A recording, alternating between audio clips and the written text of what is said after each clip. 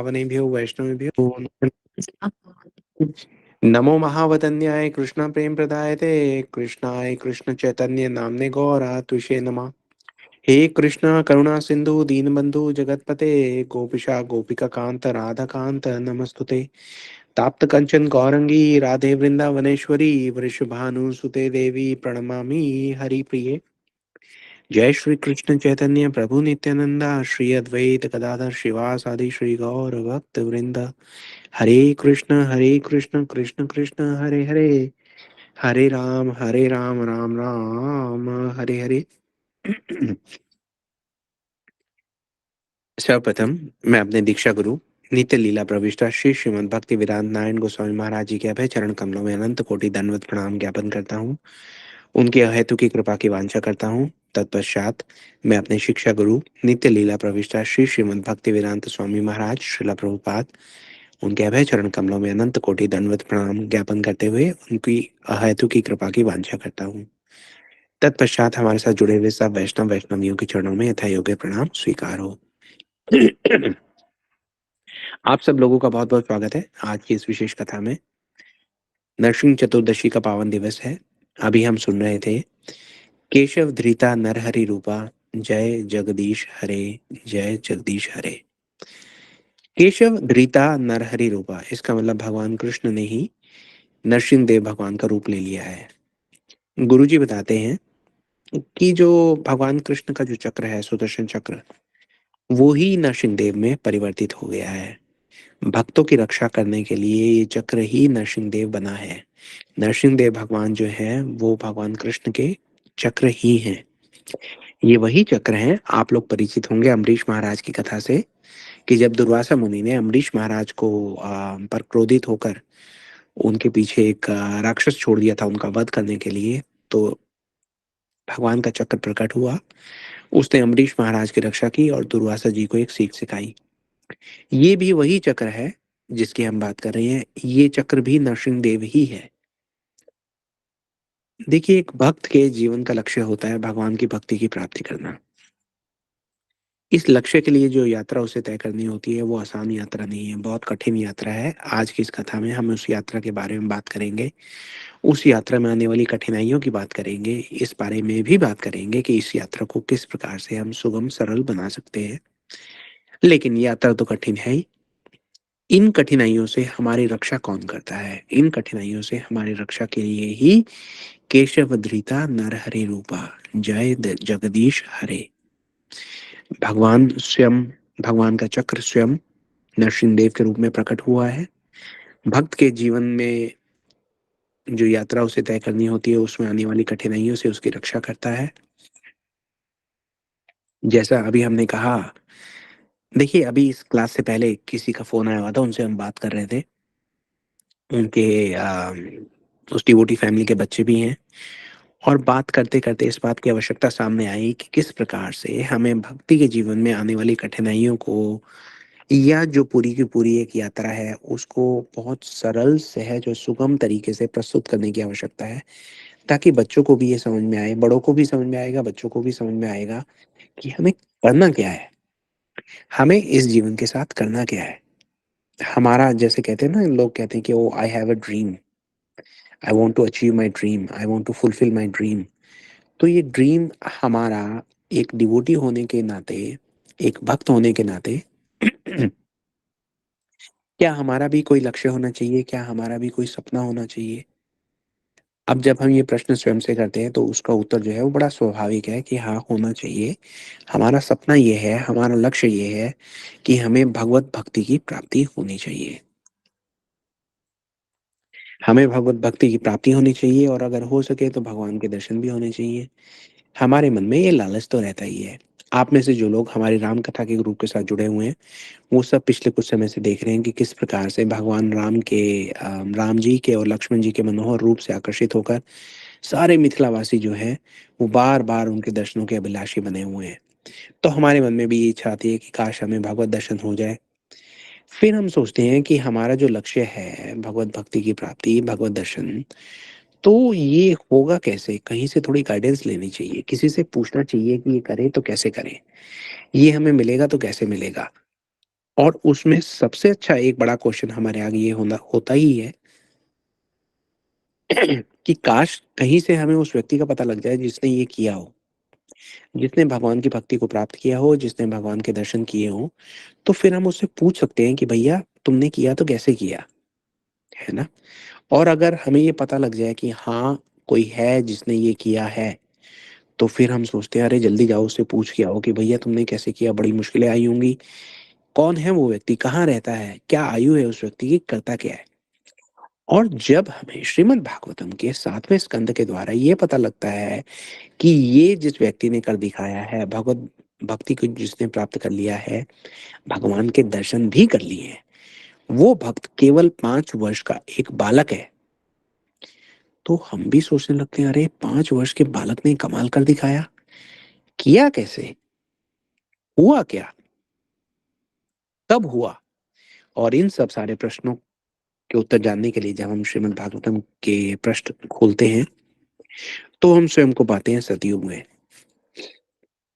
आप लोग तैयार हो जाइए, हमारी जो कथा है वो यहाँ से अब शुरू हो रही है। थोड़ा-सा एडवेंचर राइड है, पेटी बाँध लीजिए क्योंकि हमारी ये जो कथा है कई युगों से होती हुई गुज़रेगी। सतयुग से होती हुई ये कथा की ये गाड़ी द्वापर में जाएगी, द्वापर से ये हो सकता है त्रेता में जाए, त्रेता युग से होते हुए वापसी में कलयुग में आकर रुकेगी। अब आप लोग अगर मेरी तरह सोचते हैं, तो ये भी सोच सकते हैं कि अरे जब ये गाड़ी इतनी जगह जा रही है तो कलयुग में आके क्यों रुकेगी भाई? सतयुग में थोड़ा-सा इसको स्लो कर दीजिए, हम वहीं पे छलांग मारकर सतयुग में रुक जाएँगे। वही युग अच्छा था, कलयुग में तो देखो कलह कलेश के अलावा तो कुछ है ही नहीं। लेकिन हम आपको विश्वास दिलाते हैं कि जब तक हमारी ये कथा की यात्रा समाप्त होने को आएगी, आपको ये वाला कलयुग जो है सतयुग से भी कहीं अधिक अच्छा लगेगा। इसीलिए हम कह रहे हैं कि आप सीट की पेटी बाँध लीजिए, हमारी जो कथा है वो अब शुरू हो रही है। देखिए, पहले तो हमें ये समझना है, अभी हमने देखा, सुना, कह लिया कि केशव धृता नरहरि रूपा। लेकिन फिर भी एक क्वेश्चन आता है कि भगवान ये अलग-अलग रूप लेकर आते ही क्यों हैं? है ना? जब हम छोटे-छोटे थे तब भी हमारे एग्ज़ाम में क्वेश्चन पूछे जाते थे कि भगवान के 10 अवतारों के नाम लिखो। तो हम सोचते थे अरे भगवान ने 1-2 अवतार लिए होते तो ये क्वेश्चन का उत्तर देना हमारे लिए कितना सरल हो जाता। तो एक प्रश्न सबके मन में रहता ही है कि भई भगवान जब आते हैं तो ये अलग-अलग रूप में क्यों आते हैं? कई बार ये भी है कि भगवान जन्म लेते ही क्यों हैं? राम कथा में हम सुनते आए हैं कि शिव जी ने पार्वती जी को बताया कि देखिए पार्वती जी, राम जन्म के हेतु अनेका, परम विचित्र एक ते एका। इसका मतलब ये है भगवान यहाँ पे क्यों आते हैं, उसके बहुत सारे कारण हैं। एक नहीं है, अनेक कारण हैं। और वो कारण भी क्या है? परम विचित्र एक ते एका। प्रत्येक व्यक्ति को समझ में भी नहीं आ सकते, लेकिन धीरे करके उसमें से कोई न कोई कारण हमारी समझ में आ सकता है। श्री रामचरितमानस की कथा में ही हमने ये भी सुना कि किस प्रकार से भगवान के 2 द्वारपाल हैं। एक का नाम है जय और एक का नाम है विजय। भगवान के द्वारपालों का हम नाम क्यों ले रहे हैं? हमारी कथा यहाँ से थोड़ी-सी गति पकड़ रही है। एक दिन भगवान के मन में आया कि थोड़ा-सा वीर रस का आस्वादन किया जाए।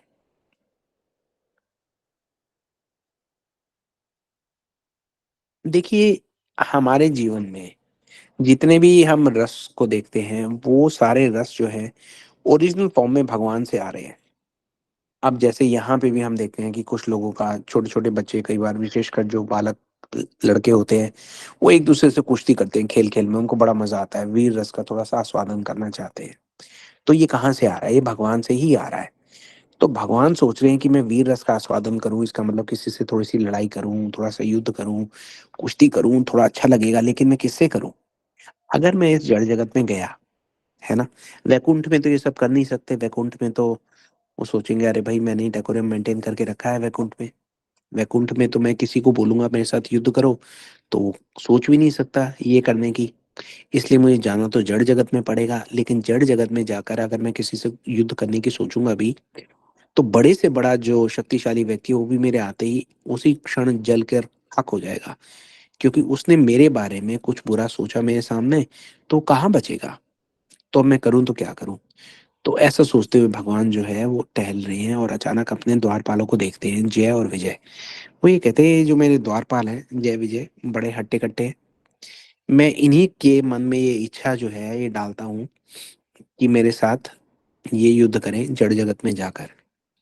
अब जय और विजय, ये गुरुजी बताते हैं, वो ये कहते हैं कि जो जय और विजय है उनके मन में भी एक इच्छा आई कि ठाकुर जी बार-बार हमें देख रहे हैं, लगता है हमसे इनका कोई ध्येय है, हमसे इनकी किसी इच्छा की पूर्ति हो सकती है। तो मन-मन में प्रार्थना करते हैं कि भई हम ठाकुर जी की प्रसन्नता का कारण किस प्रकार से बन सकते हैं, इसका थोड़ा-सा रास्ता पता लगे। भगवान की इच्छा के कारण भगवान की योग माया शक्ति ने ये इच्छा जय और विजय के अंदर भी डाल दी। अब देखिए भगवान का अगला प्रबंध क्या होता है। भगवान के चरणों में लगी हुई जो तुलसी के पत्ते हैं, उनकी जो सुगंध है वो बहते-बहते जाती है चतुर कुमार तक। 4 कुमार, ब्रह्मा जी के 4 पुत्र हैं, आप सब जानते हैं। वो 4 कुमार जो है ये तुलसी की गंध के पीछे-पीछे खींचे चले आते हैं। कहाँ? वैकुंठ में। अब वैकुंठ में खींचे चले आते हैं तो वहां पर उनको द्वारपाल मिलते हैं जय और विजय। अब वैकुंठ जो है जगह ऐसी है जहाँ पे कोई किसी को रोक टोक तो है नहीं, भगवान के दर्शनों के लिए जिसने जाना है जाइए। लेकिन अब भगवान की योग माया से प्रेरित होकर जय और विजय जो है रास्ता रोक लेते हैं चतुर कुमारों का, उनको आगे नहीं जाने देते। आप कथा बहुत बार सुन चुके होंगे, हम इसको संक्षिप्त में करेंगे आज, क्योंकि आज हम कुछ और तत्व हैं जिनके बारे में आपसे चर्चा करना चाह रहे हैं। तो चतुर कुमार जो हैं वो क्रोधित हो जाते हैं, वो ये कहते हैं अरे तुम वैकुंठ में होते हुए यहाँ पे हमारा रास्ता रोकते हो, तो जड़ जगत के जो लक्षण हैं वो तुम यहाँ पे दिखा रहे हो, जाओ तुम जड़ जगत में गिर जाओ, तुम वहीं वहीं के योग्य हो, लायक हो। तो अब जय विजय बड़े परेशान होते हैं, वो कहते हैं अरे ये क्या हो गया। भगवान वहां प्रकट होते हैं, बोले भाई क्या हुआ। चतुर कुमार से श्राप मिल गया। तो चतुर कुमार कहते हैं कि देखिए ये आपके जो प्रिय हैं इसलिए हम इनको दो ऑप्शन देते हैं, या तो ये जाएं आपके भक्त बने और 7 जन्मों तक नीचे रहें, या फिर ये केवल 3 जन्म के लिए नीचे जाएं लेकिन आपके शत्रु बन के जाएं। तो अब ये बात चतुर कुमारों ने क्यों बोली? ये बात चतुर कुमारों ने इसलिए बोली क्योंकि भगवान की इच्छा थी, भगवान की योग माया शक्ति के द्वारा प्रेरित थी। ना ये चतुर कुमार बोल सकते थे, ना जय विजय उनका रास्ता रोक सकते थे। जो हुआ भगवान की इच्छा के कारण ही हुआ, योग माया की प्रेरणा से ही हुआ। अब 3 जन्म लेना स्वीकार किया जय और विजय ने, क्योंकि वो चाहते थे कि वो वापस जल्दी से जल्दी आ जाए। यहाँ पर गुरुजी एक बात और बताते हैं, वो ये कहते हैं कि देखिए इसमें कोई संशय नहीं कि वो 3 जन्म के लिए नीचे गए थे जय और विजय, लेकिन वो ये नीचे जाने के बाद भी एक रूप में वैकुंठ में भगवान की सेवा में लगे हुए थे, है ना? ऐसे भगवान के सेवक हैं। तो अब जो 3 जन्म है उनकी हम बात करते हैं। हमने अभी कहा था कि हमारी जो गाड़ी है कई युगों से होती हुई जाएगी। तो जो 3 युग हैं, उन तीनों युग में ये आए जय और विजय। पहले तो सतयुग में आए हिरण्याक्ष और हिरण्यकश्यपु बनकर। उसके बाद इनका प्रवेश हुआ द्वापर युग में। द्वापर में ये आए रावण और कुंभकर्ण बनकर। सॉरी, उसके बाद ये आए त्रेता युग में रावण और कुंभकर्ण बनकर। और फिर द्वापर में आए शिशुपाल और दंतवक्र बनकर। कलयुग में हमारी जो यात्रा है आएगी तो कलयुग में भी, लेकिन कलयुग को अभी हम रहस्य रहने देते हैं, उस पे से पर्दा नहीं उठाते। आप ये 3 युग समझ लीजिए, हिरण्याक्ष हिरण्यकश्यपु, रावण कुंभकर्ण और शिशुपाल दंतवक्र। सतयुग त्रेता और द्वापर में ये आए थे। अब हमने सुना थोड़ी देर पहले कि हमें 7वां स्कंद ये बता के गया है कि भगवान की भक्ति प्राप्त हो गई 5 वर्ष के बालक के। 5 वर्ष के बालक को ये भक्ति प्राप्त हो गई, तो हम सोचते हैं कि भाई कैसे भक्ति कैसे प्राप्त हुई होगी, उसके बारे में और जानना है, उत्सुकता है। अब उस उत्सुकता को थोड़ा सा हम बढ़ाते हैं एक कथा के द्वारा। ये कथा है हमारी त्रेता युग की। राम जी की सेना ने लंका पर चढ़ाई कर दी है, युद्ध जो है वो शुरू हो गया है। रावण को ये समझ में आ गया है कि ये युद्ध जो है ये जल्दी खत्म होने वाला नहीं है। जितना आसान सोचा था उतना है नहीं, ये बड़ा मुश्किल होने वाला है। इसमें बड़े संसाधनों की आवश्यकता पड़ेगी। अपने सैनिकों का मनोबल बढ़ाने के लिए रावण सोचता है मैं इन सबको थोड़ा थोड़ा सोना बांट देता हूँ, स्वर्ण, गोल्ड। तो सोना लेने के लिए नीचे के लोकों में जाता है। वहां पे वो मही रावण के पास जाता है और उनको ये कहता है कि भाई मुझे थोड़ा सोने की जरूरत है। तो मही रावण कहते हैं हाँ हाँ मेरे पास तो बहुत सोना पड़ा है, आप पिघला के जितना मर्जी ले जाइए। बोले कहाँ है, दिखाइए मुझे सोना। रावण को सोना दिखाया जाता है। सोना जो दिखाया जाता है वो ऐसा लगता है कि इतना बड़ा पहाड़ के जैसा, गोल गेंद के जैसा, पहाड़ों से भी बड़ा एक वहां पर स्वर्ण का एक गेंद समझ लीजिए वो पड़ी है बहुत बड़ी। रावण कहता है अरे इतना सोना, मुझे तो इतना सोना नहीं चाहिए था।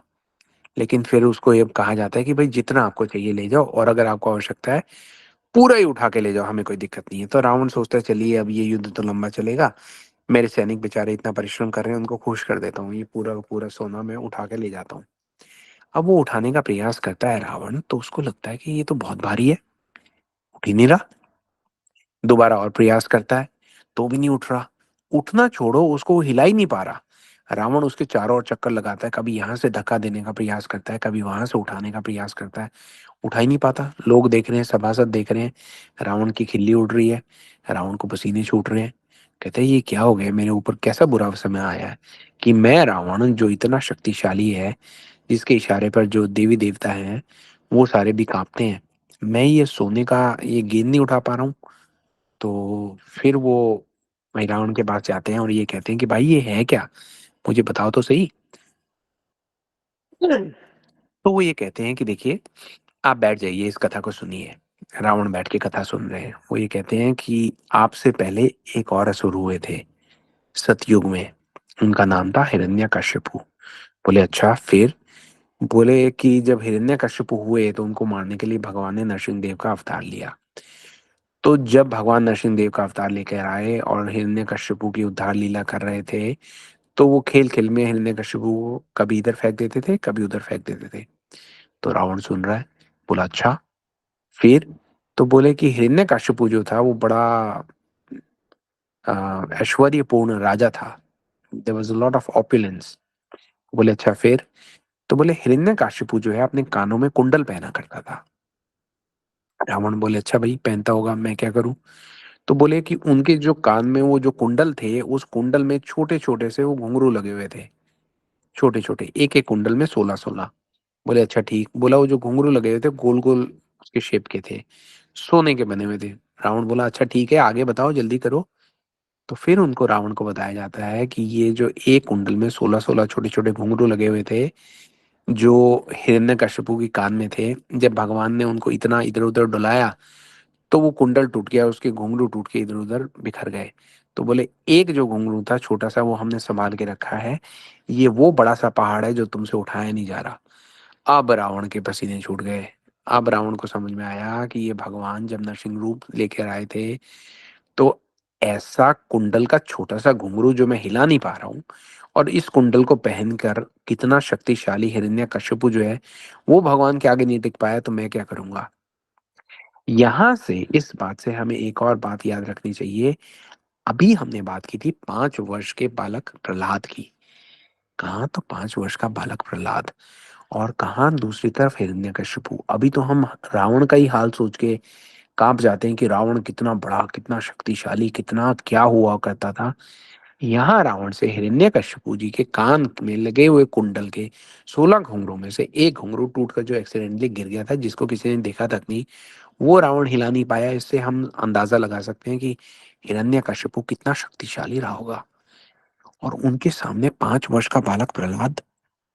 आप सोचिए, कल्पना करके देखिए, आप में से ऐसा कोई व्यक्ति नहीं है जिसने कथा सुन नहीं रखी कि हुआ क्या था। हिरण्यकश्यपु जो है प्रहलाद महाराज के सामने आ गए थे। बिजली जो है कड़क रही है, आसमान जो है गरज रहा है। एक तरफ 5 साल का छोटा सा बालक, और दूसरी तरफ एकदम भयंकर शक्तिशाली हिरण्यकश्यपु। और उनके आगे खड़ा हुआ है ये बालक, एकदम निर्भीक, एकदम निडर, एकदम अजय, एकदम अभय, नहीं डर रहा। अब हम, क्योंकि हमारी पूरी की पूरी स्टोरी घूम रही है, हमने सोचा था कि भाई भगवान के दर्शन किसने किए, भगवान की भक्ति किसने प्राप्त की, हम जो जो उसने किया है वैसा वैसा हम करके भगवान की भक्ति प्राप्त कर लेंगे। अब हम भी सोच में पड़ गए हैं कि भैया ये जो बालक है 5 साल का, ये कोई आसान तो नहीं है हिरण्यकश्यपु के सामने खड़े होना। तो इस 5 साल के बालक ने किया कैसे, ये कहाँ पता लगेगा। ये पता चलवाने के लिए अब हमारी कथा की गाड़ी आपको लेकर चल रही है त्रेता युग में। सतयुग में थे हम, द्वापर, अब हम आपको त्रेता में लेकर आ गए हैं। त्रेता युग में हमारी गाड़ी जहां जाके रुकती है, वहां खिड़की से झांक कर हम देखते हैं कि ये दृश्य है युधिष्ठिर महाराज के राजसूय यज्ञ की सभा का। ये जो जय विजय थे, ये पहले आए हिरण्यकशिपु और हिरण्याक्ष बनकर, फिर आए ये रावण और कुंभकर्ण बनकर। उसके बाद यहाँ पर जब हम जाकर देखते हैं तो ये वो दृश्य चल रहा है जहाँ पर शिशुपाल जी की उद्धार लीला चल रही है। इस बार जय और विजय बनकर आए हैं शिशुपाल और दंतवक्र। इन दोनों का वध भी भगवान ने किया था।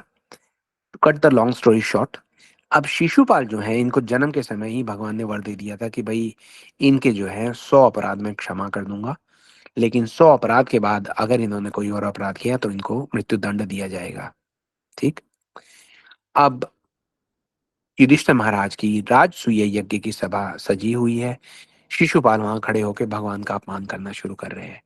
सब लोग उनको रोकने का प्रयास कर रहे हैं, लेकिन भगवान ने सबको बोला नहीं नहीं नहीं, इनको जो बोलना है बोलने दीजिए, मैं इनके अपराध गिनना शुरू कर रहा हूँ। शिशुपाल ने करते करते 100 बार भगवान का अपमान कर दिया और 101 वाली बारी में भगवान ने उनका वध कर दिया। भगवान ने अपना जो चक्र था, जिसके बारे में आज हम सुन चुके हैं कि ये चक्र ही है नरसिंह देव। हम्म? केशव धृता नरसिंह रूपा, जय जगदीश हरे। तो ये चक्र चला, शिशुपाल का वध किया। शिशुपाल का जब वध होता है तो वहां पर सारी सभा देखती है कि शिशुपाल के शरीर से एक जो है ज्योति पुंज निकलता है आत्मा स्वरूप का, और जाके भगवान के चरणों में लीन हो जाता है। ये देख के सब बड़े हैरान। युधिष्ठिर महाराज से तो रुका नहीं गया। उन्होंने उनके साथ में नारद जी खड़े हुए थे, नारद जी से प्रश्न पूछ ही डाला कि हे भगवान, ये हे नारद जी, ये क्या हुआ? भगवान की ये लीला तो किसी की समझ में नहीं आई। अभी तो उसने कितने भगवान के प्रति अपराध कर दिए थे, अब भगवान ने उसको सयुज्य मुक्ति दे दी है। आप सब जानते हैं कि मुक्ति 5 प्रकार की बताई गई है: सयुज्य मुक्ति, सालोक्य मुक्ति, सारूप्य मुक्ति, सामीप्य मुक्ति और सरस्ती मुक्ति। वैसे तो इनके अलावा विमुक्ति भी बताई गई है जो प्रेम भक्ति की प्राप्ति करती है। वो तो सही में मुक्ति है, क्योंकि आप प्रेम भक्ति के लेवल पर आ जाते हैं। पर चलिए हम वापस पहुंचते हैं। सयुज मुक्ति मिल गई शिशुपाल को। युधिष्ठिर महाराज पूछ रहे हैं नारद जी से कि भाई ये भगवान क्या करते हैं, किसी को कुछ सजा देते हैं, किसी को कुछ सजा देते हैं। इस दुष्ट को तो दंड मिलना चाहिए था, और भगवान ने इसको सयुज मुक्ति दे दी। मैं समझ नहीं पा रहा कि भगवान किस प्रकार से डिसाइड करते हैं। सबके लिए भगवान एक जैसे है नहीं क्या? क्या भगवान निष्पक्ष हैं या पक्षपात करते हैं? भगवान पार्शियल तो नहीं है कहीं? ये यहाँ पे एक प्रश्न है, इसको समझने के लिए हम कथा में प्रवेश करेंगे। देखिए नारद जी जो समझाएंगे वो तो समझाएंगे, थोड़ा सा लंबा है। आज की कथा के लिए हम आपको एक बहुत आसान उदाहरण के द्वारा समझाने का प्रयास करते हैं। मान लीजिए एक डॉक्टर है। ठीक। अब डॉक्टर के पास 2 पेशेंट आते हैं। 2 पेशेंट डॉक्टर के केबिन में गए, उसको अपनी अपनी जो कष्ट था बताया। डॉक्टर ने अपने असिस्टेंट को कहा कि इनमें से एक पेशेंट को तो मीठी वाली दवाई पिला दो और इनको बोलो कि भाई तुम घर जाओ, तुम कल तक ठीक हो जाओगे। और जो दूसरे वाला पेशेंट है, जो दूसरे वाला मरीज है, उसको डॉक्टर ये कहता है कि भाई इनको आप दाखिल कर लो, इनकी कल मैं सर्जरी करूंगा, आप सारे वो जो इक्विपमेंट सर्जरी के मंगवा लीजिए। वो सब स्कैपल वगैरह जो जिनसे उनको हार्ट को काटा जाएगा, और बड़ा भारी इलाज मुझे करना पड़ेगा। तो अब हमें अब हम डॉक्टर को लेकर अगर कोई ये कहे कि भाई ये डॉक्टर इम्पार्शियल है या पार्शियल है, तो हम क्या कहेंगे? क्या ऐसा समझना चाहिए कि भाई डॉक्टर जो है एक मरीज के प्रति तो अधिक करुणा रखता है, और दूसरे मरीज को जिसकी वो सर्जरी करने वाला है, जिसको वो कहता है कि मैं तो इसको मुझे इसका हार्ट का ऑपरेशन करना पड़ेगा, क्या हम ये समझे कि डॉक्टर का एक मरीज के प्रति तो द्वेष भाव है, दूसरे मरीज के प्रति उसका सौहार्द भाव है? क्या ये समझना ठीक रहेगा या ठीक नहीं रहेगा? आप लोग अनम्यूट करके बताइए, आप लोग क्या सोचते हैं, ये सही है या गलत है?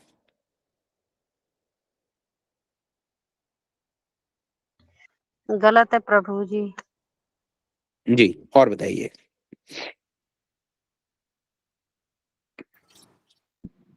हरे कृष्णा प्रभु जी। जी, सही है प्रभु जी, जिसकी जैसी समस्या है उसको वैसा ही इलाज मिलेगा ना। ये बात भी बिल्कुल ठीक है। हरे हरे कृष्णा प्रभु जी, ये बिल्कुल सही है प्रभु जी। जी, सही है। हाँ जी, हाँ, बिल्कुल सही है। बिल्कुल ठीक। और अकॉर्डिंग टू, बोलिए। यस। जी, इतने सारे लोग हमारे पास इकट्ठे हैं लेकिन सब शर्माते हैं। जी, चलिए हम कथा को आगे बढ़ाते हैं, आप लोग म्यूट कर लीजिए फिर। देखिए यहाँ पे समझने वाली ये बात है कि जो डॉक्टर है वो तो इम्पार्शियल है, वो कोई पक्षपात नहीं कर रहा। कैसे? डॉक्टर का उद्देश्य एक ही है कि दोनों मरीज जो हैं वो मेरे ठीक हो जाएँ। एक मरीज जो है उसने हम ऐसा समझे कि कड़े अनुशासन के साथ अपनी जीवन शैली को ऐसा बनाया है कि उसे बीमारी में भी थोड़ी-सी मीठी दवाई ही बहुत है, उससे ही वो जल्दी स्वस्थ हो जाएगा। दूसरे मरीज ने अपने जीवन शैली कुछ इस प्रकार की बनाई हुई थी, उसमें कोई अनुशासन नहीं, कोई उसने समझदारी भरा काम नहीं किया, स्वयं को एक ऐसे हालात में डाल लिया है जहाँ पर उसको सर्जरी ही करवानी पड़ेगी। For him surgery is required. तो डॉक्टर तो इम्पार्शियल है, वो तो यही चाहता है कि भई दोनों ठीक हो जाएँ, है ना? कई बार ये यहाँ पर हमारे लिए रेलेवेंट इसलिए भी है, कई बार बहुत सारे लोग पूछते हैं, सोचते भी हैं, वे कहते हैं, "अरे! हमारे तो जानने वाले एक भक्त हुआ करते थे, उनके भी जीवन में कष्ट आ रहा था, तो भक्ति करने का लाभ क्या हुआ, ये बताइए?" लोग ऐसा सोचते हैं कि भक्ति लोग इसलिए करते हैं कि वो अपने कर्मों से छुटकारा पा सकें, है ना? अपने कर्मों के जो फल हैं, उनसे बच सकें। ऐसा नहीं है, भक्तों को भी कष्ट आते हैं। क्या कारण है? भगवान ये सोचते हैं, एक तो भक्त ये सोचता है नहीं कि भई मैं भक्ति इसलिए करूँ ताकि मेरा कोई फ़ायदा हो जाए। भक्त तो ये सोचता है कि मैं भक्ति इसलिए करूँ ताकि मुझे भगवान की सेवा से मिलने वाला जो सुख है, वो प्राप्त हो और उससे भी ऊपर मेरे द्वारा की गई सेवा को स्वीकार करके भगवान को कोई सुख प्राप्त हो। भगवान के सुख के लिए भक्त जो है वो भक्ति करता है। अब जब ये यात्रा चल रही होती है भक्त की, एक ऐसी यात्रा जिसमें वो अपने सुख से लेकर भगवान के सुख तक की यात्रा तय करने में लगा हुआ है, तो बहुत सारे पड़ाव आते हैं, बहुत सारे मोड़ आते हैं। जहाँ पे कई बार ऐसा हम सोच सकते हैं कि भगवान सोचते हैं कि भई प्रारब्ध के इसके इतने सारे कर्म इकट्ठे तो हैं ही, इनको मैं थोड़ा-सा छोटा कर देता हूँ और एक काम करता हूँ, इसको कम समय में ही थोड़ा-सा ज़्यादा कष्ट दे देता हूँ। वो कष्ट जो इसको 10 गुना आने वाला था, उसको मैं सिर्फ़ 10% लेकिन कम समय में दे देता हूँ। उससे क्या होगा कि ये जो भक्त है, ये अपनी भक्ति के मार्ग पर वहाँ तक पहुँच चुका है कि ये मेरी शरणागति के पास आ गया है। थोड़ा-सा मुश्किल, थोड़ा-सा कष्ट उसको शरणागति दे ही देगा। इसी कारण से भगवान कभी किसी को थोड़ा-सा और सत्संग दे देते हैं कि ये सत्संग इसको शरणागति की ओर ले जाएगा। कभी किसी को और प्रेरणा देते हैं, उसके कानों में बात डलवा देते हैं कि थोड़ा और एकादशी का व्रत करो, तुम शरणागति की ओर जा रहे हो। कभी किसी को कहते हैं थोड़ा और हरि नाम, थोड़ी और हरि कथा, थोड़ी-सी और भक्ति आपको शरणागति की ओर ले जाती है। और जब कुछ और नहीं हो तो केवल गुरु निष्ठा ही काफ़ी है आपको शरणागति के पास लेके जाने के लिए। इस पॉइंट से हम और आगे बढ़ते हैं और हम प्रहलाद महाराज को देखते हैं कि प्रहलाद महाराज 5 वर्ष के बालक कैसे पहुँच गए यहाँ तक? उसका उत्तर आता है गुरु निष्ठा के कारण पहुँच गए। नारद जी इस बात को समझाने के लिए युधिष्ठिर महाराज को ये कहते हैं, अब मैं आपको मेरे जो शिष्य हैं नारद जी वो प्रहलाद महाराज उनकी कथा सुनाता हूँ। देखिए 12 स्कंद हो गए श्रीमद् भागवतम के, हमने कितनी बार पढ़ लिए, आपने भी पढ़े, हमें भी कभी-कभी मौका मिला।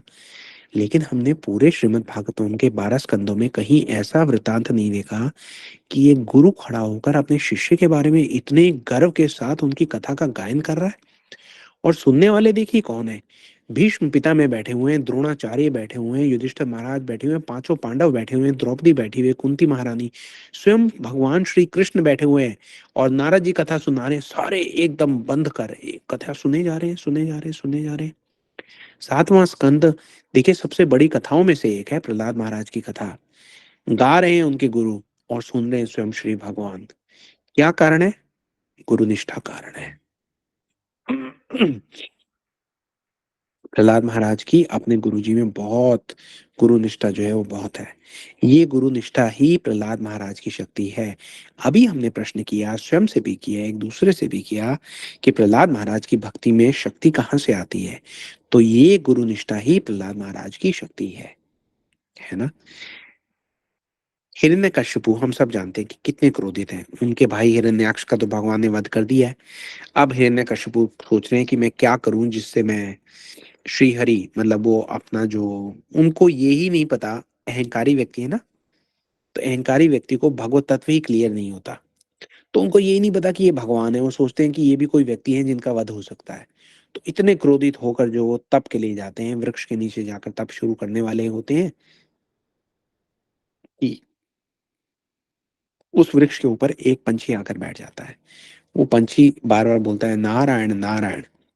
अब नारायण नाम सुनकर तो हिरण्यकश्यपु का पूरा मूड ही खराब हो जाता है। वो वापस घर पहुँच जाते हैं। अपनी धर्मपत्नी के पास जाते हैं, कयाधु जी के पास। कयाधु जी कहती हैं, "हे नाथ, आप तो तप के लिए गए थे?" उनका नहीं, सारा तप का मूड खराब हो गया। वहाँ पे कुछ पंछी ने मुझे कुछ अशुभ बोल दिया। क्या बोल दिया? तो बोलते हैं नारायण, नारायण बोल दिया। अब कयाधु जी सोचती है, मेरा जो पति है, इतना एकदम नास्तिक पति है, अहंकारी है, असुर प्रवृत्ति का है, इसके मुख से भगवान का नाम? तो दोबारा पूछती हैं कि क्या बोला पक्षी ने? तो हिरण्यकश्यप दोबारा बोलते हैं, बोले नारायण, नारायण कर रहा था। ऐसे कई बार कयाधु जी ने भगवान का नाम हिरण्यकश्यप के मुख से निकलवा लिया। अब हिरण्यकश्यप कुछ समय के लिए महल में ही रुक गए। इस समय के दौरान कयाधु जी जो है वो गर्भवती हो गई। हिरण्यकश्यप उसके बाद निकल गए वापस अपना तप करने के लिए। जब हिरण्यकश्यप तप करने के लिए चले गए तो बड़ा कठिन, बहुत कठोर क्या तप किया हिरण्यकश्यप ने। हम्म? उधर कयाधु जी जो थी उनका अपहरण हो गया, इंद्र ने कर लिया सब देवताओं के साथ मिलके। इंद्र का ये मानना था कि ये जो असुर हैं, हिरण्यकश्यप, इनकी जो संतान है, ये भी हिरण्यकश्यप की तरह दुष्ट ही होंगी। तो क्यों ना इनका वध कर दिया जाए जन्म से पूर्व ही।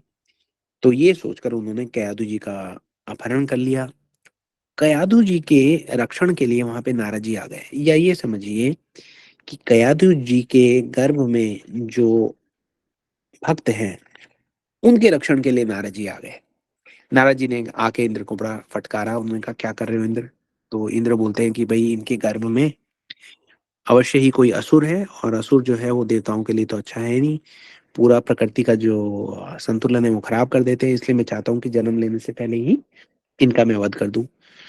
तो वहां पर नारद जी ये बताते हैं कि नहीं, इनके गर्भ में जो पल रहे हैं वो महाभागवत हैं, भगवान के महाभागवत भक्त।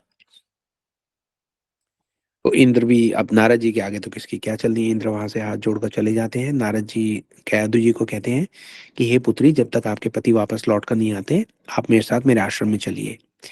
कयाधु जी नारद जी के साथ वहां आश्रम में चली जाती हैं। शास्त्र हमें कई जगह ये भी बताते हैं कि 60,000 वर्षों तक कयाधु जी जो है वो नारद जी के आश्रम में रही, और 60,000 वर्षों तक संकल्प के कारण कयाधु जी ने जन्म नहीं दिया प्रहलाद जी को, और 60,000 वर्षों तक प्रहलाद महाराज को नारद जी के श्रीमुख से भगवत कथा सुनने का सौभाग्य प्राप्त हुआ। सोच के देखिए, 60,000 वर्ष। ऐसा क्या लीला होगी जो छूट गई होगी 60,000 साल तक? नारद जी के जैसा गुरु, नारद जी के जैसा भक्त, नारद का मतलब है कि नारायण ददाति इति नारदा, जिसको मिलते हैं उसको भगवान ही दे देते हैं भेंट में। तो भगवान की भक्ति दे दी है उन्होंने भेंट में। नारद जी ने आशीर्वाद दिया है, गुरु रूप में आशीर्वाद दिया है। प्रहलाद महाराज अभी है तो मैया के गर्भ में ही, लेकिन उन्होंने नारद जी को अपना गुरु जो है वो स्वीकार कर लिया है। उधर दूसरी तरफ हिरण्यकश्यप जो है, अपने तप से ब्रह्मा जी का भी उन्होंने सिंहासन डोल दिया। ब्रह्मा जी आगे बोले, भैया बोलो क्या चाहिए? अब इनको सब असुरों को चाहिए तो एक ही चीज होती है, अमर कर दो। ब्रह्मा जी ने कहा, अमर तो मैं ही नहीं हूं तो तुम्हें कहां से करूं? तो बड़ा सोच समझ के हिरण्यकश्यप ने वर मांगने शुरू किए। उन्होंने कहा, देखिए, आप मुझे वर दीजिए कि मेरा वध ना तो कोई नर कर सके, ना कोई पशु, ना कोई पक्षी। आपके द्वारा बनाई हुई 84 लाख योनियों में से कोई भी मेरा वध कर ही ना सके। ना कोई अस्त्र मुझे मार सके, ना कोई शस्त्र मुझे मार सके। ना मैं दिन में मरूं, ना मैं रात में मरूं।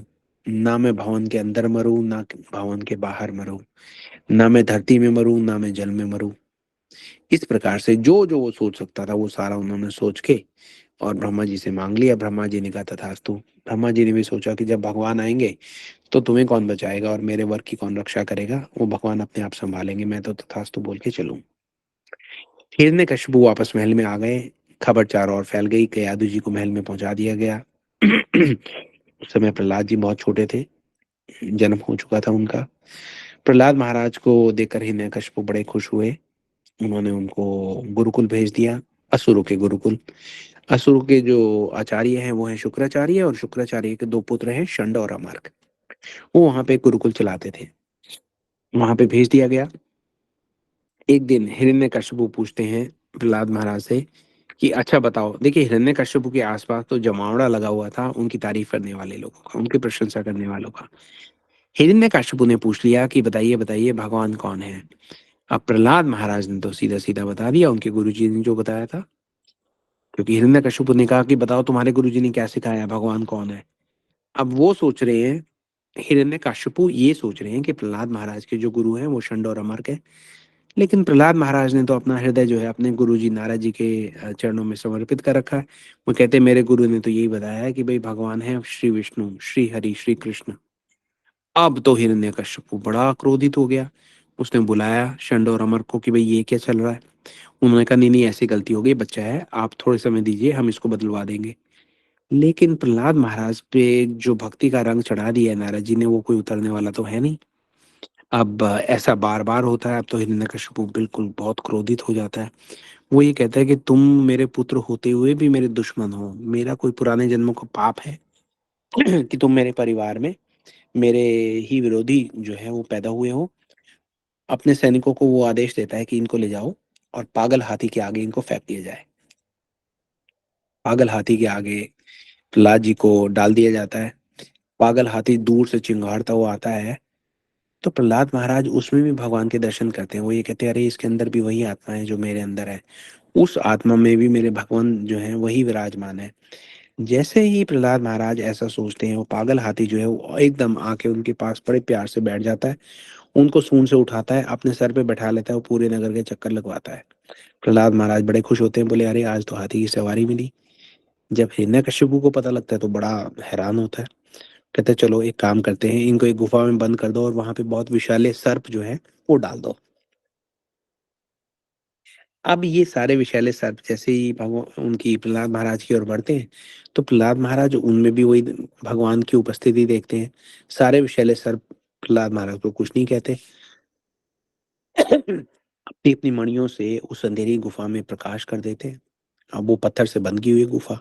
देख रहे हैं अरे प्रकाश आ रहा है, हटा के देखते हैं, तो प्रहलाद महाराज तो उनके साथ सर्पों के साथ खेल रहे हैं। उसके बाद वो ये कहते हैं कि इनको एक काम करो, पहाड़ पे ले जाओ और ऊपर ऊपर से नीचे खाई में फेंक दो। जैसे ही वो प्रहलाद महाराज को नीचे खाई में फेंकते हैं, भगवान स्वयं प्रकट हो जाते हैं, गोदी में उनको लेते हैं और बड़े आराम से उनको नीचे रख देते हैं फूलों के माफ़िक। तो ये भी बच गए। अब होलिका दहन की बारी आती है। हिरण्यकशिपु की एक बहन है जिनको ब्रह्मा जी से वरदान है।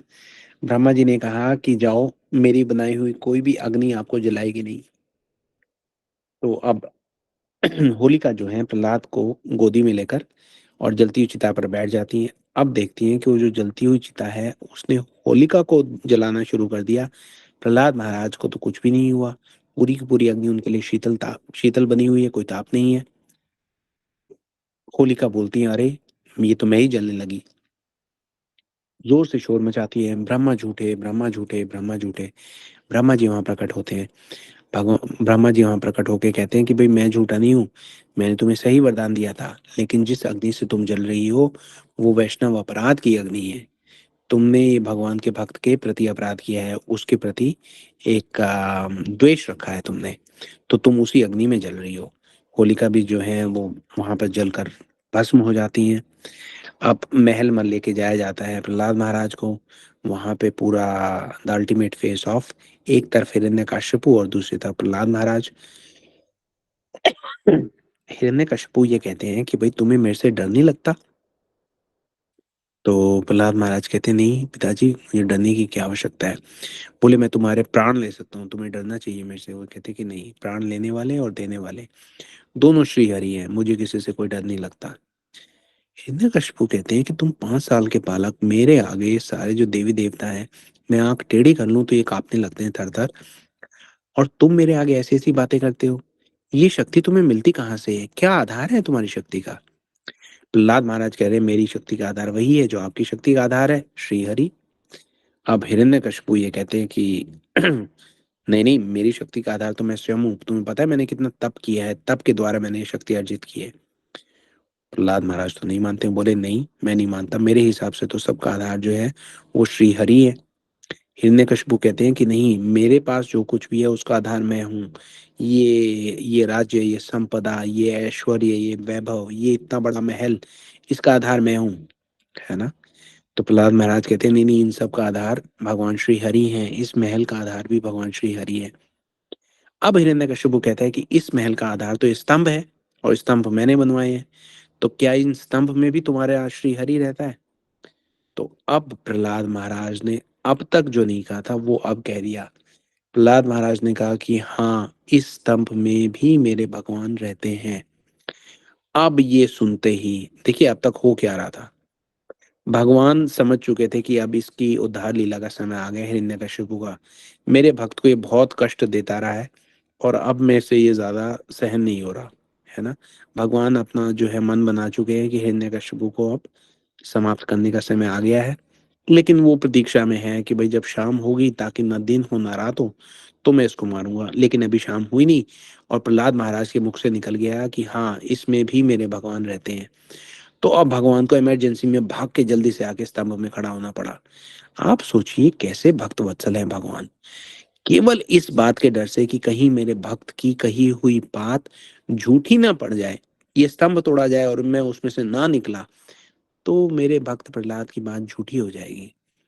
केवल उनकी बात का मान रखने के लिए भगवान जो है उस स्तंभ में जाके खड़े हो गए। जैसे ही प्रहार किया हिरण्यकशिपु ने स्तंभ में, स्तंभ तोड़कर, खंबाई को तोड़कर अंदर से भगवान नरसिंहदेव प्रकट हुए। बोलिए भगवान नरसिंहदेव की जय। अब जब वो प्रकट हुए तो उनका ऐसा विचित्र रूप, नरसिंह रूप उनका, ऊपर से सिंह नीचे से मानव, ऐसा रूप तो कभी हिरण्यकशिपु ने देखा ही नहीं था। हिरण्यकशिपु तो क्रोधित व्यक्ति है, अहंकारी व्यक्ति, अपने शक्ति के मद में चूर व्यक्ति भगवान पर हमला करने लगा। भगवान हंसने लग गए। हम्म। उसके बाद भगवान ने थोड़ा सा उनके साथ खेल किया, इधर से उधर उसको पटका, थोड़ा यहाँ कूदे थोड़ा वहां कूदे। वीर रस का जो आस्वादन करने की भगवान की इच्छा थी वो उन्होंने पूर्ण की। उसके बाद जैसे ही संध्या की वेला हुई, भगवान ने हिरण्यकशिपु को उठाया, अपनी गोदी में बैठाया, और अपने हाथों से, अपने नखों से उसका सीना जो है वो चीर दिया। भगवान उसको चीर चीर कर अंदर देख रहे हैं कि अरे, इसके अंदर कहीं से कोई भक्ति का तो अंश रहा होगा, जो इसके अंदर से ये पिता बना मेरे भक्त का। लेकिन अंदर उनको कोई भक्ति नजर आई नहीं, तो भगवान ने उनको साइड में कर दिया। आप सब जानते हैं कि भगवान को बहुत गुस्सा आया हुआ था कि इसने मेरे भक्त पे प्रहार कैसा किया। उनका क्रोध शांत करने के लिए उनके पास कोई जाने को तैयार नहीं था, न शिव जी, न ब्रह्मा जी, न लक्ष्मी जी। तो फिर सबने बोल के प्रहलाद महाराज को आगे किया और कहा कि आप ही जाइए, आपको देखकर ही भगवान का क्रोध शांत होगा। और उनको भगवान ने बड़े वात्सल्य से अपनी गोदी में बैठाया, और उनका क्रोध शांत हुआ। भगवान कहते हैं कि आप कोई वर मांगिए। प्रहलाद महाराज कहते हैं कि नहीं, मैंने कोई व्यापार नहीं किया, मैंने भक्ति की है आपकी। मेरे गुरुजी ने मुझे व्यापार करना नहीं सिखाया। भगवान बहुत प्रसन्न होते हैं, बोले कुछ तो मांग ही लीजिए। तो प्रहलाद महाराज कहते हैं कि अच्छा, अगर आपको मुझे कुछ देना ही है तो आप मुझे वो वरदान दीजिए कि मेरे मन से कुछ मांगने की इच्छा ही समाप्त हो जाए। बहुत खुश होते हैं भगवान, बहुत खुश होते हैं। तो इस प्रकार से भगवान नरसिंहदेव की जो लीला है वो यहाँ पे पूर्ण होती है। हम इस कथा में आने वाले तत्वों को पकड़ना शुरू करते हैं। हमारी जो गाड़ी है वो सतयुग से, त्रेता से, द्वापर से होती हुई अब धीरे धीरे हमें दर्शन करवा रही है उन सब तत्वों के जो हमने देखा। हमने सुना कि प्रहलाद महाराज ने हर संकट में केवल श्री हरि का ही दर्शन किया, और उनके इस विश्वास ने कि हर संकट में जो है वो भगवान के ही दर्शन हो सकते हैं, इस विश्वास ने उनकी भक्ति की रक्षा भी की।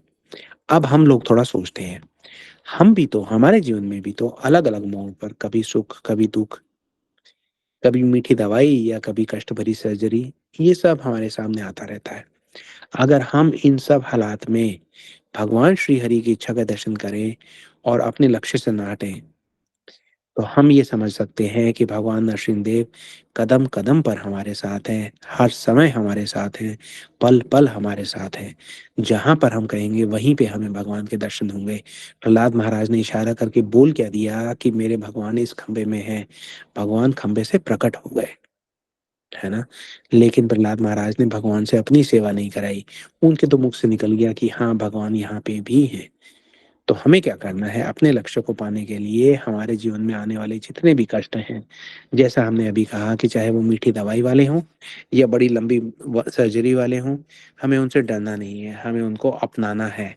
और ये अपनाते हुए हमें भगवान की भक्ति से अपनी निगाह नहीं हटानी। है ना?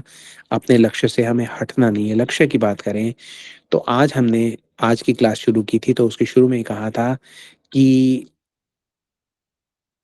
कथा के अंत में आपको ये लगने लगेगा कि ये जो कलयुग है, ये सबसे अच्छा युग है, क्योंकि ये कलयुग नहीं है, ये धन्य कलयुग है। अब आप समझिए कि हमने 3 युगों की बात की। हिरण्यकशिपु आ गए, हिरण्याक्ष आ गए, रावण आ गए, कुंभकर्ण आए, शिशुपाल, दंतवक्र भी आए, चले गए, भगवान आए, सबको लेके चले गए। कलयुग में क्या हुआ? हमने तो आपसे प्रॉमिस किया था कि कथा के अंत में हम आपको विश्वास दिलाएँगे कि कलयुग ही सबसे अच्छा युग है। तो वो कैसे होगा? देखिए, ये जो जय विजय आके चले गए, रावण, कुंभकर्ण, हिरण्याक्ष, हिरण्यकशिपु, दंतवक्र और शिशुपाल, ये कलयुग में दोबारा आए हैं। इस बार ये जगाई मधाई बनकर आए हैं। इस बार इनको यहाँ संकट से तारने के लिए भगवान स्वयं आए हैं, चैतन्य महाप्रभु का रूप लेकर। चैतन्य महाप्रभु और नित्यानंद प्रभु आए हैं। जय विजय इसलिए आ गए, जय विजय ने कहा, हे भगवान, आपके कारण हम 3-3 बार गए। बड़ी पिटाई खाई हमने, बड़ी हमें कष्टों का सामना करना पड़ा, आपके साथ युद्ध करना पड़ा भगवान, कैसे-कैसे काम करवाते हो हमसे। मुक्ति तो मिली, लेकिन हमें किसी भी जन्म में आपकी प्रेम पूर्वक, प्रीतिपूर्ण सेवा नहीं मिली भगवान। हुँ? हमें अपना प्रेम दे दो। अब चैतन्य महाप्रभु जो हैं वो प्रेम पुरुषोत्तम है। उन्होंने जगाई-मधाई को, पूरी लीला कथा है, आप सब लोग उससे वाकिफ़ ही होंगे। नित्यानंद प्रभु पर आक्रमण कर दिया था, लेकिन नित्यानंद प्रभु ने कहा कि एक बार भगवान का नाम ले दो। तो इस धन्य कलयुग का देखिए प्रभाव क्या है। कहते हैं कलयुग दोषे निधि राजन अस्ति एक महत् गुणा। इस कलयुग में एक बहुत बड़ा गुण है, वो क्या है कि भगवान के पवित्र नाम के जाप से हमारे जो पाप हैं, हमारे जो मन में जमा हुआ कल्मश है, वो बड़ी जल्दी कटने लगता है ना? तो भगवान के पवित्र नाम का जाप करें। उससे जगाई मधाई के हृदय में भी भगवान के पवित्र प्रेम का दर्शन हुआ। उनको भगवान की प्रेम पूर्वक, प्रीति पूर्वक सेवा जो है मिली है। जब ये सेवा मिलती है, जब ये सेवा हमारा लक्ष्य बनती है, जब उस लक्ष्य को पाने के लिए हम भगवान के पवित्र नाम का जाप करते हैं, तो हमें ये विश्वास, एक दृढ़ विश्वास रखना पड़ेगा कि कदम-कदम पर नरसिंहदेव जो है वो हमारी रक्षा का वचन लिए हुए अ, प्रतिज्ञाबद्ध है। कदम-कदम पर, पल-पल पर आने वाले हर संकट से हमारी रक्षा स्वयं भगवान नरसिंहदेव करेंगे। आज नरसिंहदेव चतुर्थी के शुभ पावन दिवस पर हम अपने गुरुवर से यही प्रार्थना करते हैं कि हम सब के भजन में आने वाली सब बाधाओं को भगवान नरसिंहदेव ध्वंस करते चलें, हमारे मार्ग को प्रशस्त करें और हमें भगवान की प्रीतिपूर्वक सेवा की ओर अग्रसर करते जाएँ। जी, आप सब लोगों का आज यहाँ पे आने के लिए, हमारे साथ इतना समय देने के लिए बहुत-बहुत धन्यवाद। आपका साधुवाद। ये दिवस ऐसा है जिस पे कहने के लिए बहुत सारी चीज़ें हैं, लेकिन जैसा हमने बताया कि आज कथा से पहले किसी का फ़ोन आया, उनके बच्चे हैं, बच्चों के बारे में बात करते रहे। तो आज हमने कथा ये डिसाइड किया कि उसको बहुत सरल, सहज रूप से करेंगे। हम एक प्रैक्टिकल रूप में समझ पाएँ, एक चीज़ डिसाइड कर पाएँ कि हमें अपने जीवन में करना क्या है? हमारा जो लक्ष्य है वो क्या होना चाहिए? लक्ष्य को साध कर फिर हम ये सोचें कि ये लक्ष्य किसने कैसे प्राप्त किया? और सबसे महत्वपूर्ण चीज़ गुरु निष्ठा। अपने गुरुवर के द्वारा दिए हुए निर्देशों की छाया में हम अपनी भक्ति की जो यात्रा है उसको बढ़ाते जाएँ और जैसा हमने कहा कि कदम-कदम पर, पल-पल पर भगवान नरसिंहदेव जो है वो हमारी भक्ति की रक्षा करेंगे। तो इन्हीं शब्दों के साथ मैं अपनी वाणी को विराम देता हूँ। आप सब लोगों का बहुत-बहुत धन्यवाद व्यक्त करता हूँ। अ हरे कृष्णा, जय श्री राम, जय श्री राधे। हरे कृष्णा प्रभु जी, हरे हरे कृष्णा। कृष्ण दीदी, दंडवत प्रणाम। हरे जी, आशा कृष्णा। करते हैं कि आज की जो कथा हरे है कृष्ण प्रणाम प्रभु प्रभु जी। जी, थैंक वो थैंक यू प्रभु जी, दंडवत प्रणाम आप सब लोगों को। हरे कृष्णा प्रभु, दंडवत अनंत कोटि प्रणाम। दंडवत प्रणाम प्रभु जी। हरे हरे कृष्ण। कृष्ण दीदी, थैंक यू सो मच प्रभु जी। दंडवत हरे प्रणाम कृष्णा, दीदी। दंडवत प्रणाम। थैंक हरे कृष्णा यू, प्रभु हरे जी, कृष्णा, दंडवत दंडवत प्रणाम। प्रणाम, दंडवत हरे प्रणाम, कृष्णा हरे प्रभु कृष्णा, जी, दंडवत प्रणाम। हरे कृष्णा हरे प्रभु जी, दंडवत कृष्ण, प्रणाम। दंडवत प्रणाम, हरे हरे कृष्ण कृष्ण दंडवत प्रणाम। प्रभु दंडवत जी, दंडवत प्रणाम जी, प्रणाम। हरे हरे कृष्ण। कृष्णा प्रभु जी। हरे कृष्ण कृष्णा बेटा, प्रभु जी, हरे कृष्णा दंडवत प्रणाम। दंडवत प्रणाम, राधे दंडवत राधे प्रणाम। प्रभु जी। राधे राधे। हरे कृष्णा राधे प्रभु राधे, जी, दंडवत प्रणाम। दंडवत प्रणाम आपको भी। दंडवत प्रणाम प्रभु जी। दंडवत प्रणाम बेटा।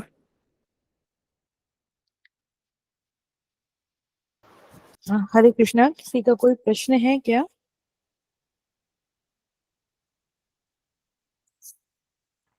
दंडवत प्रणाम प्रभु जी। हरे कृष्णा। हरे हाँ। कृष्णा दीदी, दंडवत प्रणाम। अनुराधा दीदी, आपका कोई प्रश्न है?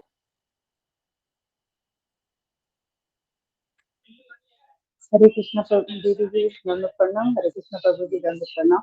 हरे कृष्णा दीदी। दंडवत प्रणाम। राधे दंडवत प्रभु जी, राधे राधे। जी जय श्री राधे। जी प्रभु जी, जैसे हम प्रहलाद महाराज जी का उदाहरण लेते हैं कि जैसे उन्होंने गुरु को समर्पित किया अपने, उनकी वाणी का मतलब हम जानते हैं, जैसे हमें गुरु जी ने ये बताया कि हम भक्ति ऐसे करनी चाहिए, और जैसे हमारे घर में विरोध करते हैं तो हम उन्हें जैसे बताते हैं कि ये नहीं ऐसे है, और वो सुनते नहीं है, और हम इस बात में अडिग रहेंगे कि नहीं ये बात ऐसी ही है, भगवान के प्रति आप गलत ना बोले, अपराध ना करें, अब वो फिर भी कर रहे हैं, तो उस मार्ग को हम कैसे अपने साफ करें कि नहीं हमें अपनानी ना हो उनका। देखिए बहुत सारे लोग जो है, बहुत सारे लोग हरे क्या कृष्णा सब। प्रभु जी, दंडवत प्रणाम। जी दंडवत प्रणाम। आप सब लोग म्यूट कर लीजिए, मैं इस प्रश्न का उत्तर देने का प्रयास करता हूँ। देखिए दीदी ने ये पूछा है कि कई बार हमारे जानने वालों में, परिवारजन में, रिश्तेदारों में कुछ लोग ऐसे निकलते हैं जो भगवान के प्रति विश्वास नहीं रखते हैं, जो गुरुवर के द्वारा गुरुवर की ओर से आने वाले निर्देशों का पालन नहीं करना चाहते। तो हमें कहीं ना कहीं ये समझना ही पड़ेगा कि हम उनके कर्मों को कंट्रोल नहीं कर सकते। उन्होंने कुछ ऐसे कर्म किए हैं, कुछ ऐसे अपराध किए हैं, कुछ ऐसे उनके प्रारब्ध हैं जिनसे वो बंधे हुए हैं। हम उनको चेंज नहीं कर सकते। प्रयास अवश्य करेंगे, प्रयास हमें करना भी है, लेकिन हमारा जो पहला उत्तरदायित्व है वो हमारा स्वयं के लिए है। जैसे के लिए एक उदाहरण दिया जाता है कि जब भी हम प्लेन में ट्रैवल करते हैं तो ये कहते हैं कि ऑक्सीजन अगर कम होगी तो आपको ऑक्सीजन मास्क जो है ऊपर से दिया जाएगा, लेकिन वो जो ऑक्सीजन मास्क आपको दिया जाएगा उसको आपको पहले स्वयं लगाना है, फिर आप अपने डिपेंडेंट्स को वो ऑक्सीजन मास्क लगाइएगा। अगर हम खुद ही नहीं लगाएंगे तो हो सकता है हम स्वयं ही ऑक्सीजन हमें कम पड़ जाए और हम अपने डिपेंडेंट्स को भी ना बचा पाएं और स्वयं को भी ना बचा पाएं। तो सबसे पहले हमें स्वयं की भक्ति की रक्षा करनी है। स्वयं की भक्ति की रक्षा करते हुए जितना हो सके हमें दूसरों को प्रेरित करना चाहिए, लेकिन ये समझते हुए कि हम उनके कर्मों को एक पॉइंट के बाद काट नहीं सकते, है ना? वो लोग अपने द्वारा किए हुए प्रारब्ध में फंसे हुए हैं। हमें अपना जो सौभाग्य है वो तो मानना ही चाहिए, उसके अलावा हम करें, प्रयास करें अवश्य, लेकिन ये समझ लें कि ये सब सारी चीज़ें हमारे कंट्रोल में नहीं है, भगवान के कंट्रोल में है। भगवान से उनके लिए प्रार्थना करें, लेकिन सर्वप्रथम हमारा जो कर्तव्य बनता है वो अपनी भक्ति की रक्षा करना बनता है। अगर हम अपनी भक्ति को छोड़कर दूसरों के कल्याण के लिए जाएंगे ना, तो हम अपनी भक्ति भी नहीं कर पाएंगे। हमारा अपनी भक्ति करना ही दूसरों के कल्याण का माध्यम बन सकता है। अगर हम सही में चाहते हैं कि हमारे घर वालों का कल्याण हो जाए तो हमें अपनी भक्ति को सीरियसली लेना पड़ेगा। जब प्रहलाद महाराज ने कहा, जी एक बात और सुन लीजिए 1 मिनट के लिए। जब प्रहलाद महाराज ने कहा कि मेरे पिताजी का पता नहीं क्या होगा, वो तो आपके प्रति बहुत द्वेष भाव रखते थे, तो भगवान नरसिंहदेव कहते हैं कि अरे तुम्हारे पिताजी तो वैकुंठ वापस पहुंच भी गए। बोले अरे मेरे पिताजी के जैसा दुष्ट असुर वैकुंठ पहुंच गया? तो उन्होंने कहा हाँ पहुंचना ही है, क्योंकि अगर जिसका जो परिवारजन में कोई परिवार वाला भगवान का भक्त निकल आएगा तो पूरे परिवार का तो कल्याण वैसे ही हो जाएगा। तो अगर हम अपने सारे परिवार का कल्याण चाहते हैं तो उसका सबसे सरल, सहज, सुगम मार्ग जो है वो ये है कि हम स्वयं भक्ति करें भगवान की, है ना? दूसरों को, जैसा हमने कहा कि हमें चेष्टा तो करनी चाहिए, लेकिन वो चेष्टा हमें अपनी भक्ति की कीमत चुका कर नहीं करनी। हमें अपनी भक्ति की रक्षा सबसे पहले करनी है, फिर उसके साथ दूसरों के लिए प्रयास करना है। और इस प्रकार से करना है कि जहाँ ज़रूरत हो हम अपनी भक्ति को छुपा कर प्रस्तुत करें, प्रस्तुत नहीं करें, दूसरों को दिखाएं ना। जितना हम दूसरों को दिखाएंगे कि हम भक्त हैं, उतना हमारी भक्ति पे संकट पड़ेगा। चुपचाप भगवान से प्रार्थना करें कि हे भगवान हमें आराम से भक्ति करने, आराम से तो खैर इस संसार में भक्ति हो ही नहीं सकती, लेकिन बिना किसी को दिखाए, बिना किसी को जताए, बिना किसी को बताए जो भक्ति होगी वो सबसे आपकी सुरक्षित भक्ति होगी। तो उसी प्रकार से भक्ति करने का प्रयास करें। जितनी ज़्यादा भक्ति हमारी प्रदर्शित होगी उतनी ज़्यादा भक्ति जो है वो हमारे संकट में आएगी। ये सोचते हुए सेंसिबली जिस भी आप हालात में हैं वहाँ पे भगवान की भक्ति स्वयं करें, लोगों को समझाने का प्रयास करें, लेकिन अगर वो नहीं मानते हैं तो आप ये जान लीजिए कि आपका समय आपकी भक्ति की रक्षा के लिए ज़्यादा है, दूसरों को समझाने के लिए कम है, क्योंकि हमारे समझाने से शायद वो ना भी समझे। ठीक है दीदी? अब आप बोलिए, क्या बोल रहे थे आप? जी प्रभु जी, मैं यही बोलना चाह रही थी, जैसे हम अगर छुपा के भी भक्ति कर रहे हैं तो उसके अनुसार हम समय नहीं निकाल पाते अपने लिए।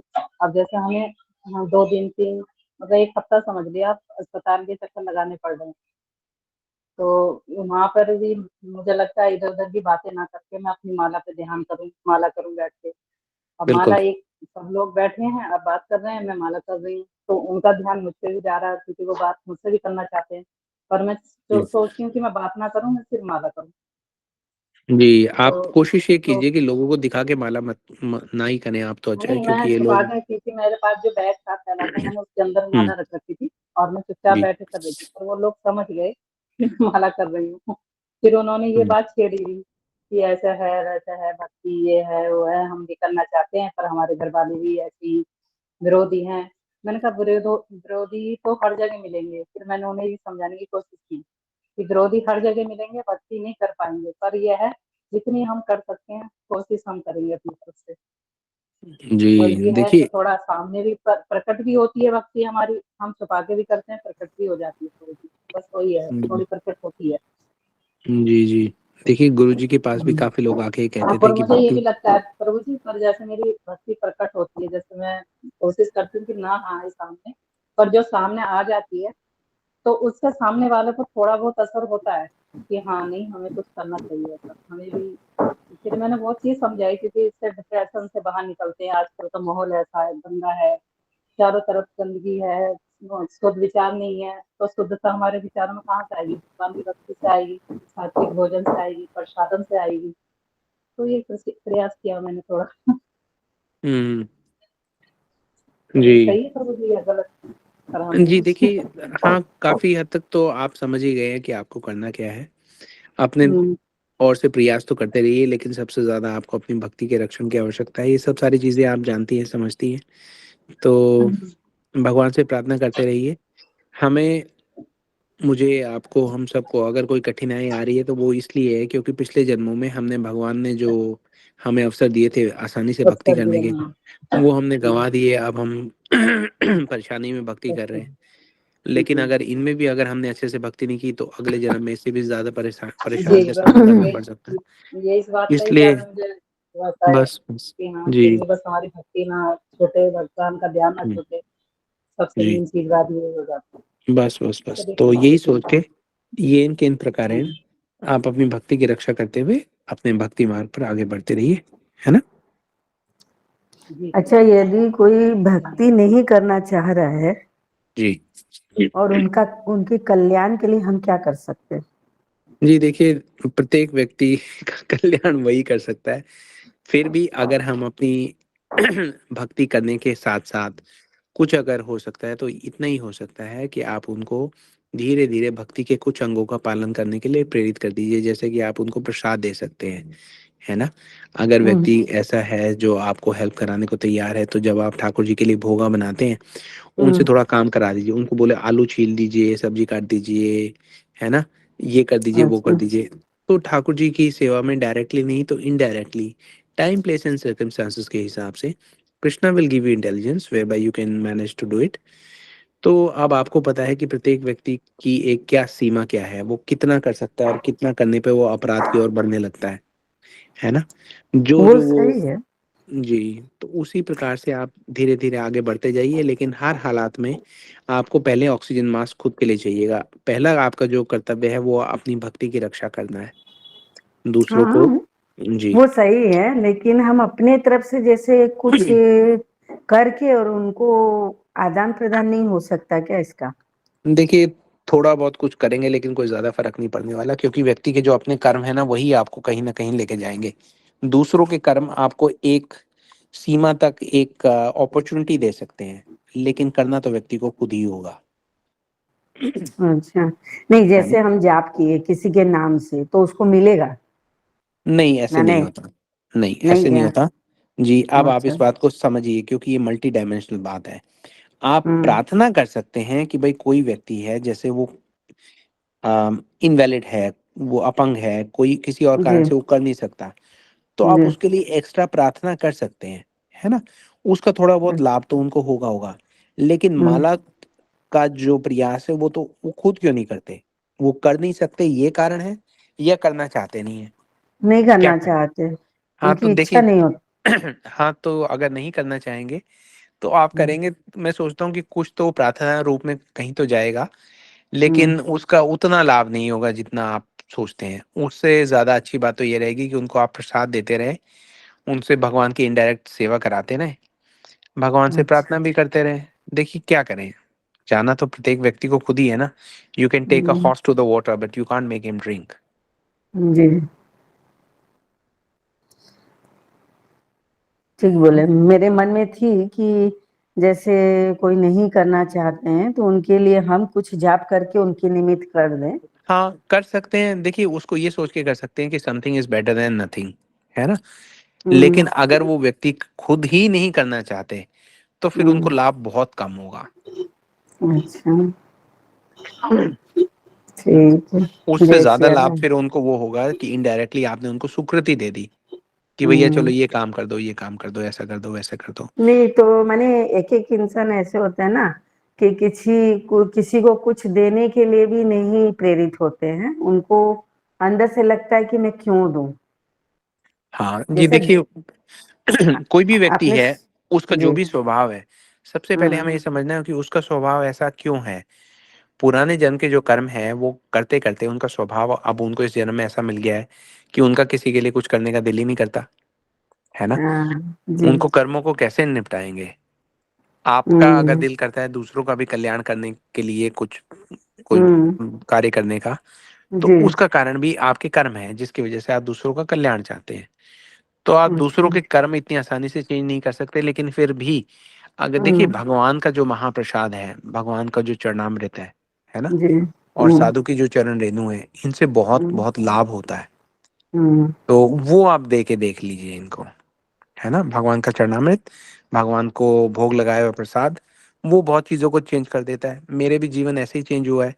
मैं तो बिल्कुल वो तो ले लेती है प्रसाद, तो मना नहीं करती हैं वो, ठीक है, बस इतना ही किए लेकिन जाइए। आप उनको ये समझ लीजिए कि अच्छा उनकी एक लिमिटेशन है अभी, है ना? हाँ अच्छा अगले जन्म में उनका जो है, जो प्रोग्रेस है वो थोड़ी ज़्यादा नोटिसेबल होगी। वो देखने के लिए हम्म आप और हम तो शायद उस जन्म में पता नहीं कहाँ होंगे, हम्म लेकिन आप उनको एक सही दिशा में भेज रहे हैं। ये यात्रा जन्मों-जन्मों की है, करोड़ों-करोड़ों जन्मों की है। हम्म हम्म, हम इसको हम्म, एक जन्म में ये ना समझे कि हमें बहुत बड़ी प्रोग्रेस देखने को मिलेगी, सही है बात है। ना? उनको सिर्फ खाने की इच्छा रहती है और कुछ नहीं। हाँ, तो भगवान को भोग लगा के उनको प्रसाद देते जाएँ, ये उनको बहुत लाभ पहुँचाएगा। अच्छा ठीक है। जय सिया राम। जय श्री राम। जी, किसकी? अनुराधा दीदी, आपके आपका प्रश्न है क्या अभी, या आपने पूछ लिया? हरे जी कृष्णा दीदी मैंने अनुराधा। पूछ लिया, आपने हैंड रेज नीचे नहीं करा, चलो कोई नहीं कर दिया। जी दीदी ठीक है। ठीक है, कुछ अनीता धन्यवाद अग्रवाल प्रभु दीदी। जी। हाँ जी, धन्यवाद। अनीता दीदी, हरे कृष्णा। कहिए हरे कृष्णा। हरे कृष्णा। कहिए आप क्या बोल रहे थे? हेलो। दीदी आपका कोई प्रश्न है, आपने हैंड रेज किया हुआ है? हाँ वही उनको पूछी ना। मैं बोली पता नहीं, मैं भी ज्वाइन नहीं हुई हूँ, मुझे आइडिया नहीं है, तो इसलिए हैंड रेस की थी वही ओ, पूछने के लिए कि जो नहीं करना चाहते उनके अच्छा प्रति हम अच्छा, कुछ दे सकते हैं क्या, अपनी ठीक जप वगैरह, वही पूछ रही थी। ठीक है दीदी ठीक। ठीक हरे है। कृष्णा, किसी और को कोई प्रश्न है? हरे कृष्णा। हरे कृष्णा दीदी। सुरेंद्र प्रभु जी, दंडवत प्रणाम। हरे कृष्णा। दंडवत प्रणाम दीदी, दंडवत प्रणाम प्रभु जी। धन्यवाद, प्रणाम प्रभु जी। इंक्लूडिंग कंक्लूडिंग क्वेश्चन प्रश्न, नरसिंह भगवान जी को खुश करने के लिए या उनसे आशीर्वाद लेने के लिए हमको स्पेशल भक्ति किस तरह से करनी चाहिए? क्या मंत्र या क्या कथा या क्या आरती या क्या, मतलब what all we should be doing? जी देखिए, वैसे तो जब हम भगवान की भक्ति करते हैं तो नरसिंहदेव जो है वो वैसे ही प्रसन्न हो जाते हैं। एक वृक्ष को पोषित करने का जो तरीका है वो उसकी जड़ में पानी देना है, उसकी जड़ में जब हम पानी देंगे तो उसके टहनियों को भी पानी मिल जाएगा, उसके पत्तों को भी, उसके फूल को भी, उसके फल को भी। तो भगवान नरसिंहदेव जो हैं भगवान कृष्ण का सुदर्शन चक्र हैं। जब हम भगवान कृष्ण की भक्ति करते हैं तो सुदर्शन चक्र अपने आप ही जो है वो बहुत प्रसन्न है, नरसिंहदेव बहुत प्रसन्न है। और जी यही मेरी अंडरस्टैंडिंग है कि अलग से हमें उनको प्रसन्न करने की एज सच तो कोई रिक्वायरमेंट नहीं है। हमें तो एकाकी भक्ति जो है वो हमारी भगवान कृष्ण के चरणों की ओर है। तो वो जब तक रहेगी तब तक नरसिंहदेव जो हैं वो हमसे बहुत प्रसन्न रहेंगे। हाँ, ये ज़रूर है कि भगवान ने अपना एक रूप बनाया है कि भई अगर मुझे इमरजेंसी में आपको भक्ति की रक्षा के लिए बुलाना हो, तो I will come like this, I am happy, I am ready. जी प्रभु जी, धन्यवाद, शुक्रिया। ओके प्रभु जी, हरे कृष्णा, धन्यवाद। प्रभु जी मेरा एक क्वेश्चन और है, मैं पूछ सकती हूँ? जी, पूछिए, पूछिए। जी जी, मैं ये पूछना चाहती हूँ, ये नरसिंह अवतार जो हैं, जैसे शिव जी के 12 अवतार हैं, मतलब रुद्र अवतार इस तरह के जो बोले जाते हैं, तो ऐसे ही नरसिंह भगवान के भी कोई 3 रूप और हैं? जी, नरसिंह भगवान के रूप और हैं? जी, मुझे इस बारे में ज़्यादा इन्फॉर्मेशन नहीं है दीदी, मैं पता करके आपको बता दूँगा। ठीक है दीदी, वो प्रभु जी मुझसे किसी दीदी ने पूछा था तो मैं बता नहीं पाई, तो जो हमें नहीं पता तो हम कैसे बता सकते हैं, मैं जी, पूछ के बताऊंगी। जी तो ठीक ये है। कह रहे कि हमें भी नहीं मालूम था, पर हमने सुना है कि 3 अवतार और हैं, एक जैसे भगवान को बोलते हैं ना कि भगवान को कि एक रुद्र अवतार है, एक मतलब वैष्णव अवतार है, मतलब इस तरह के अवतार हैं। ऐसे नरसिंह भगवान के 3 अवतार और हैं, जिसमें क्रोध में है, एक में नर में है, एक में कैसे कैसे बता रही थी, मैं समझ नहीं पाई, मैं तो पूछ के बताऊंगी, आप जरूर बताइएगा। जी, आप जरूर। अच्छा, मैं अगर आपके क्वेश्चन को अब ठीक प्रकार से समझने लगा हूँ, तो आप ये कह रहे हैं कि वैसे तो देखिए भगवान की अलग-अलग फ़ॉर्म्स बताई गई हैं, जैसे कहीं उग्र नरसिंह है ना? कहीं वीर नरसिंह रूप है, कहीं कोप हाँ जी, हाँ नरसिंह भी जी। दिखाया है, कहीं योग नरसिंह भी दिखाया है, कहीं अघोर नरसिंह भी है, वो उस तरीके से बात कर रहे हैं आप? एक उनकी फ़ॉर्म लक्ष्मी नरसिंह की भी है, आप उसके बारे में बात कर रहे हैं? शायद प्रभु जी यही होगा मोह, क्योंकि उन्होंने मुझे बस यही बोला था कि उनके और भी रूप हैं, तो उनके आप जानते हो क्या? मैंने तो नहीं जानती, मैं तो नरसिंह भगवान को जानती जी, जी, जी। देखिए, कई जगह भगवान के जो मंदिर बने हुए हैं ना, उसमें भगवान के अलग-अलग फ़ॉर्म दिखाई गई हैं। कहीं उग्र नरसिंहदेव दिखाए गए हैं, कहीं वीर नरसिंहदेव दिखाए गए हैं, कहीं कोप रूप में दिखाए गए हैं, कहीं योग रूप में भी दिखाए गए हैं, कहीं अघोर नरसिंह भी दिखाए गए हैं। फिर जैसे अब आज हमने बात की कि भगवान के जो सुदर्शन चक्र हैं, वो भी नरसिंहदेव हैं, तो सुदर्शन नरसिंह भी हैं, फिर एक लक्ष्मी नरसिंह भी हैं। भगवान के अलग-अलग रूपों को भगवान नरसिंहदेव के भी अलग-अलग रूपों की अलग-अलग प्रकार से जो अर्चना का व्यवधान है, जैसे कि घर में अगर करनी हो तो ज़्यादातर लोग जो है लक्ष्मी नरसिंह की पूजा करते हैं, उस प्रकार से है। मेरे पास थोड़ा मैं देखता हूँ कि वो कौन से ग्रंथ में होगी वो निकाल के कुछ अगर सूचना मिलती है तो हम ग्रुप पे पोस्ट कर देंगे। अगर आपका क्वेश्चन मैं ठीक प्रकार से समझ पा रहा हूँ अब, तो आप हूँ। हाँ ये जी कहना प्रभु चाह जी, रहे हैं। अगर किसी के साथ आप भेज सकते तो थोड़ा हम आसानी होगी। जी। हो सकता है सब चित्र फोटो, मतलब जी, चित्र मैं पर फोटो। हाँ, मैं कुछ लोगों से ठीक है पूछता हूँ कि कौन से ग्रंथ में इसके बारे में और सूचना है और वो फिर हम आपको ग्रुप में पोस्ट कर देंगे। जी प्रभु जी, धन्यवाद। ओके दीदी, राधे हरे राधे। कृष्ण, राधे राधे। हरे कृष्ण।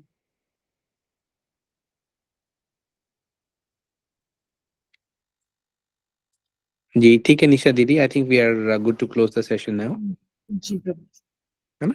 जी, जी। ठीक। जी, आप सब लोगों को हरे कृष्णा, जय श्री राम, जय श्री राधे, दंडवत प्रणाम। धन्यवाद, प्रणाम प्रभु जी, थैंक यू वेरी धन्यवाद। मच।